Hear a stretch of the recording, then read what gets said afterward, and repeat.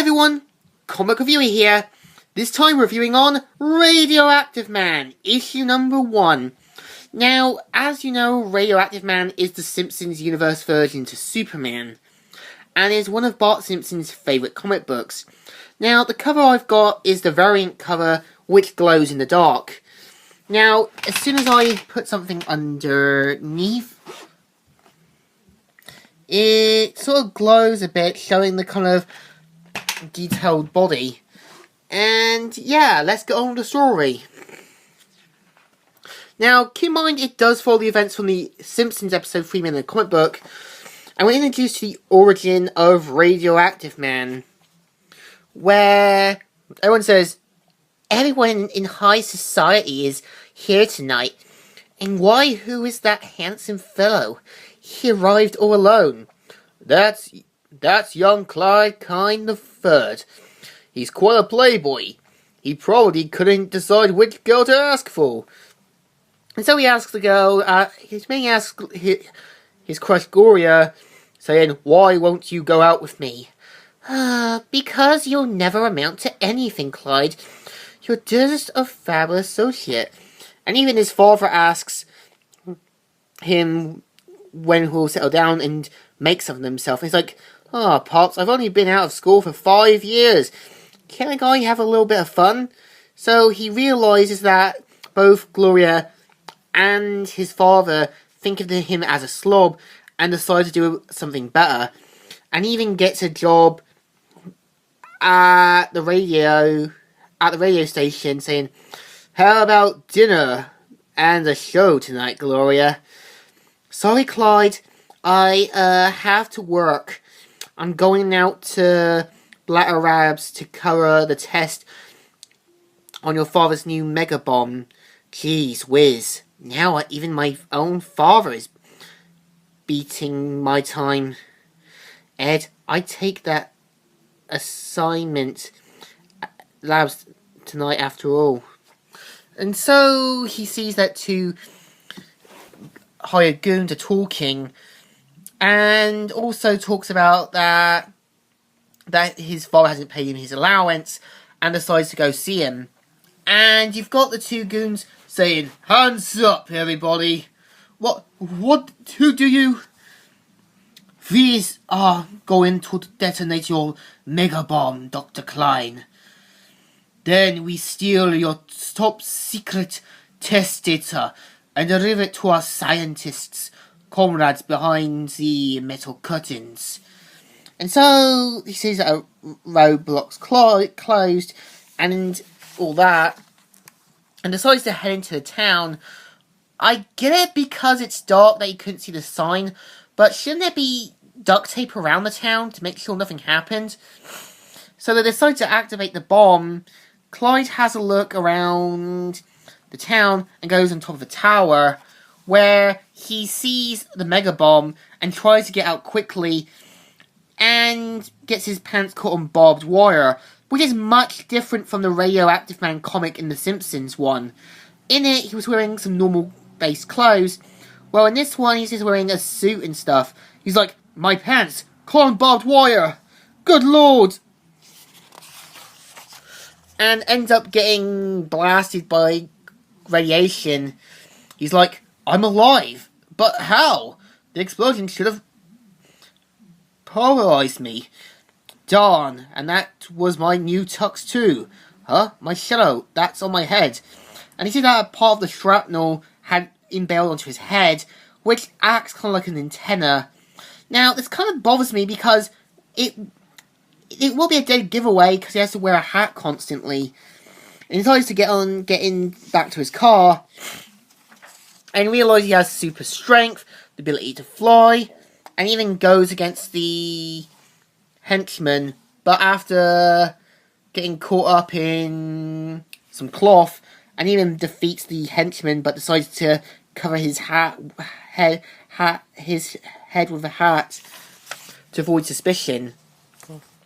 He's like, Pop, Gloria, are you alright? Clyde, what are you doing here? And where did you get that ridiculous hat? What happened to you, son? And he decides to, tell them what happened, but realises the possible dangers of what could happen. and decides to keep it a secret, saying, "Thought so, what a jerk." Well, whoever fooled these filthy red fiends certainly did us and the nation a great favour.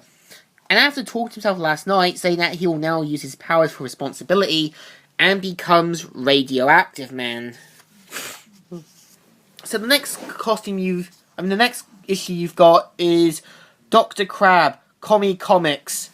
And it starts off how Radioactive Man battles the Red Fez gang and manages to beat them down, and even sees a little model display and says, "This will make a great keen secret base, and I know the perfect location for it too." "Oh, where's my model? My new creation, the Cosmic Dome. I set it down here just a moment ago, and now somebody's stolen it. Blast, you can't trust anyone these days." And so he builds his containment dome, and ripping off that guy's designs, and decides to make a door after trying to find one, so improvises. And even there's a talk about the whole comic book industry, and this guy talking about the kind of horror-themed comics. Now, in case you know, during the 30s, 40s, and 50s, there were a lot of uprising about comic books, which had the kind of comic book authority code, the rating system, and so on. And he says, "I call upon the parents of America to throw out these bad comic books and instead buy their children such wholesome fare as my own Hartley, America's favorite typical cartoon teenager. This will solve the problem overnight." And so Radioactive Man heads to the station after thinking, "I think I'll fly into town and see if Gloria will have dinner with me." Yeah, probably not going to happen. And so you got someone who's kind of like the Cat Grant saying, "Of course, Gretchen Grill, Society's reporter, how are you?" And she even tries to get him to take off his hat, but realises that if he did take off his hat, it will reveal who Radioactive Man is, and decides to keep it cool and says, "I bet you are. A head as empty as you must be." So even Gloria tries to talk with Clyde or Radioactive Man about Rod Runstridge, about how he's been getting in trouble lately and he'll need help. But Radioactive Man says that he'd like to help, but needs to take care of some things. So after flying to where a factory is, and seeing that the villains are there, Radioactive Man goes into action against Dr. Crab, and fires the ray at Radioactive Man, which ends up killing the gangsters.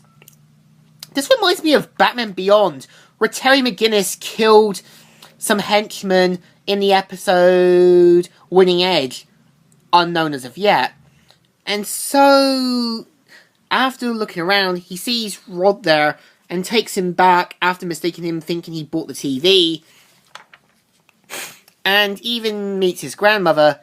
And even throughout, Rod shows Radioactive Man the comics, and he's like, "Oh, this is terrible. What self-represent comic book publishers would print such ghastly images for children to see?" And he says, "Huh? What about the first agreement?" And so, mainly Gloria is talking with a reporter or psychiatrist about these comic books, and says that they need to be dealt with. And after finding out more about Dr. Crab, after, calling out every shrimp company, he says, "Your shrimp eating days are over, Dr. Crab. Fool, I've increased the power of my atom smashery. You will not escape me this time. Can't move. Strength fading. Can it be? Has Dr. Crab won?" And so, after, by sheer dumb luck, destroys the ray gun and Dr. Crab gets away, Afterwards, we see the kind of talk about the whole comic book publishing issue. Radioactive Man says, "I can, Radioactive Man. I found these stack of many comics in the secret hideout of Dr. Crab. They clearly include that makes crabs are working together." What? And so they put the guy guilty and take him away. And it turns out the psychiatrist is actually a guy who published the comic book Hartley, showing that he planned it all wrong, saying, "Because with Mike's gone, the CCP in place, I'll make an even bigger fortune. I, J.J. Bellwether, will once again dominate the comic book market." Yeah, this is kind of like what happened with Archie and the whole comic book rating system. He's like, "Golly, Radioactive Man. Hello, Rod. What are you doing?" And he says that he's throwing out all the comics and wants to go straight. So, yeah, this was the first issue. What I think, even though it does change some things in Radioactive Man's origin in the whole kind of issue 1 from the episode, Freeman the comic book, it does still pretty well. And what's also good about this comic is that it glows in the dark. One of those sort of rare variants that has that kind of rare moment. This is like DC's New 52 doing the whole kind of special cover with the whole villain's origin thing. So I give it a good thumbs up. Still good and still alright. So, Comic Reviewer here, signing out.